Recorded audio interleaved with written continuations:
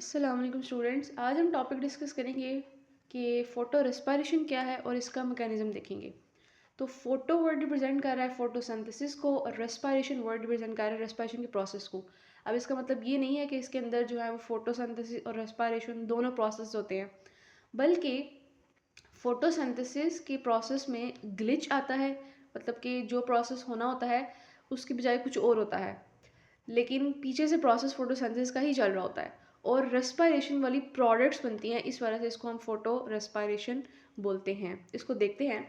सो photosynthesis का process ऐसा process जिसमें carbon dioxide, water in the presence of light मिलते हैं और ग्लूकोज और ऑक्सीजन बनाते हैं। रेस्पिरेशन का प्रोसेस ऐसा है जो कि प्लांट के अंदर ग्लूकोज का मॉलिक्यूल ऑक्सीजन की प्रेजेंस में टूटता है, कार्बन डाइऑक्साइड, वाटर और साथ में एटीपी एनर्जी बनती है।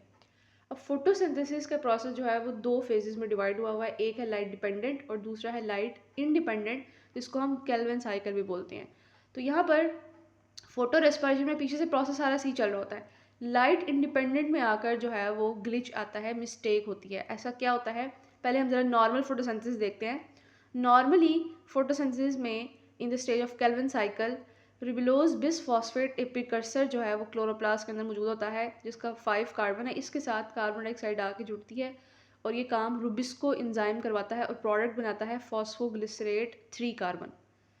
अब ये प्रोसेस फोटो रेस्पिरेशन कब होता है, क्या ग्लिच आता है कि कार्बन डाइऑक्साइड की कंसंट्रेशन अगर जो है वो कम हो गई हो, सेल को कम मिल रही हो और ऑक्सीजन की कंसंट्रेशन ज़्यादा हो गई हो, तो यहाँ पर कार्बन डाइऑक्साइड की बजाय ऑक्सीजन जो है वो इसके साथ रिबुलोज बिसफॉस्फेट के साथ जो है वो ऐड हो जाती है और यहाँ पर डिफरेंट प्रोडक्ट बनती है। फॉस्फोग्लिसरेट बनता है एक, और एक फॉस्फोग्लाइकोलेट बनता है 2 कार्बन वाला, और साथ में इस पूरे प्रोसेस में कार्बन डाइऑक्साइड, वाटर भी बनते हैं।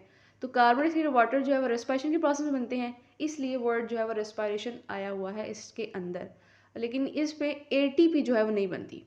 अब यहाँ पर आप देखें दो मॉलिक्यूल्स प्रोड्यूस हुए हैं, फॉस्फोग्लिसरेट और फॉस्फोग्लाइकोलेट के।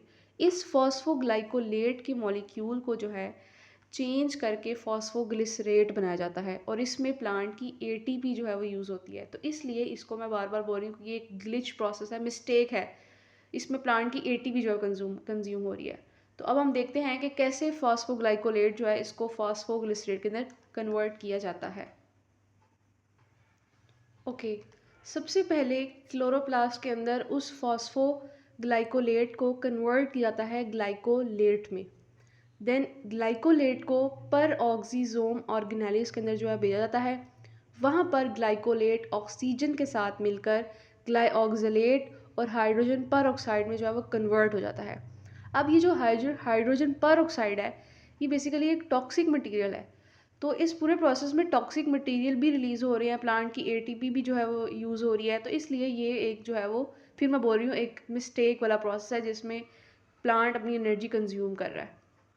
देन ग्लाइऑक्सलेट पर ऑक्सीजोम ऑर्गेनेल के अंदर ही कन्वर्ट होगा ग्लाइसिन में।